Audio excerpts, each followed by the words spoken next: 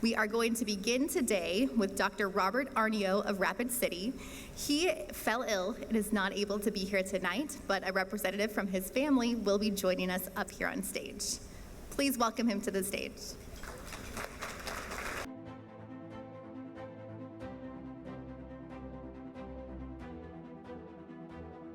Dr. Robert Arnio's impact on mental health services has been significant, both on a statewide and national level.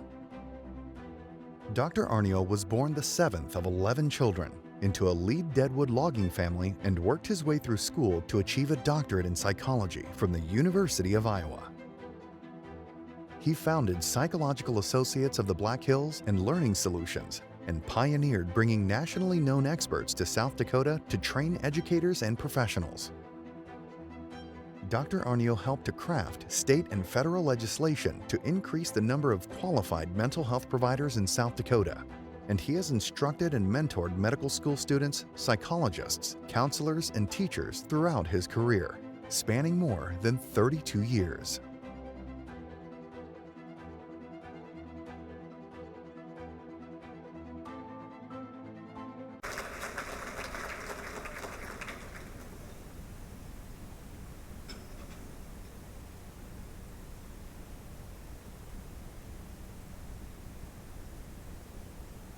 Good evening. Thank you for being here. I'm Eric Porish, by the way. I'm his son-in-law. Bob, when he received this award, he was very honored and humbled to receive this award. Really means a lot to him.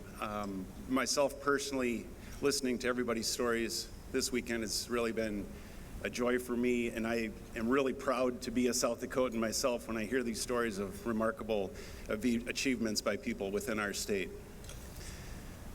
With that being said, we have a video of Bob giving his 5-minute presentation. And when you're ready, go ahead. Well, first of all, I would like to thank the Board of Directors of the Hall of Fame, the staff, and all the people who brought this great event together. Now, I haven't seen much of it for good reason, but the reports I get from the outside world tell me it is excellent.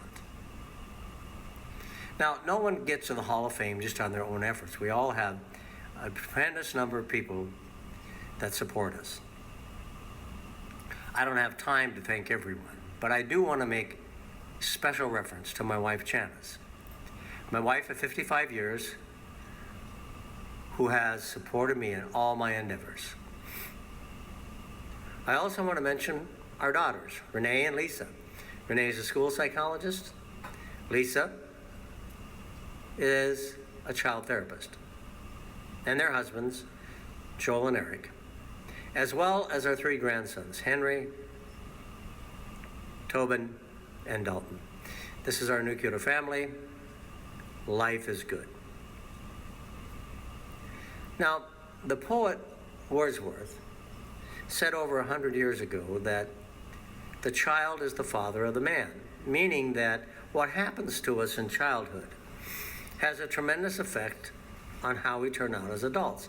I have had the pleasure of spending my whole professional career working with children, adolescents, families, to do everything we can to make sure that things turn out right as adults. But I probably began my work on human behavior before I went to graduate school, just by virtue of the fact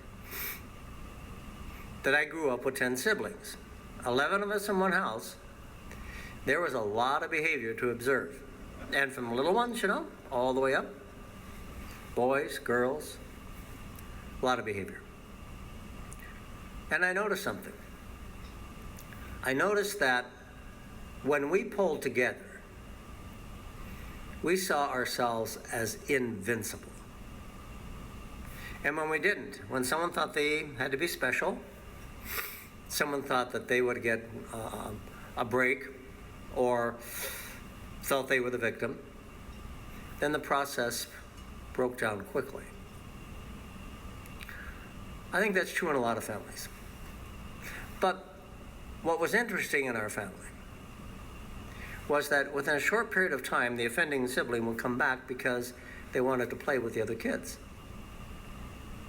When I began working as a psychologist, I was surprised to find how many adults had not learned that basic socialization rule as a child and to what degree it created issues for them as adults. But even for the families that had very, very strong values, that was not enough to negotiate some of the hazards of growing up, particularly in light of all the social pressure that we put on kids today. And this was most clearly exemplified when a young person would decide to end their own life, would commit suicide. And we had a number of these in different areas of South Dakota in the 1980s. We called them suicide clusters.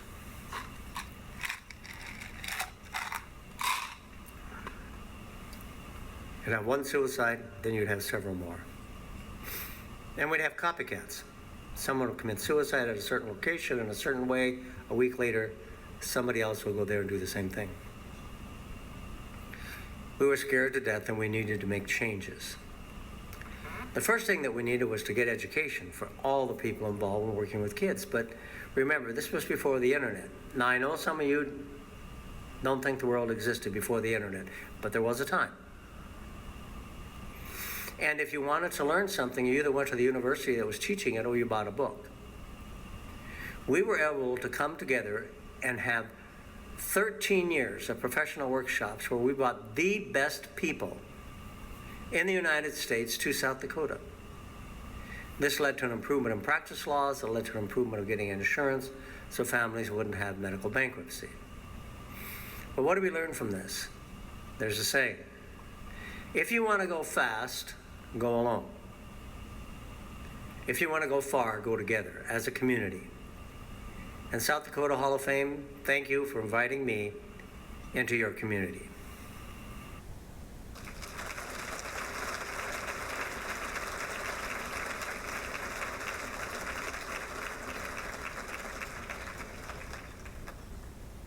Such a great message. Thank you for sharing, and thanks to his family who's all here and speaking on his behalf.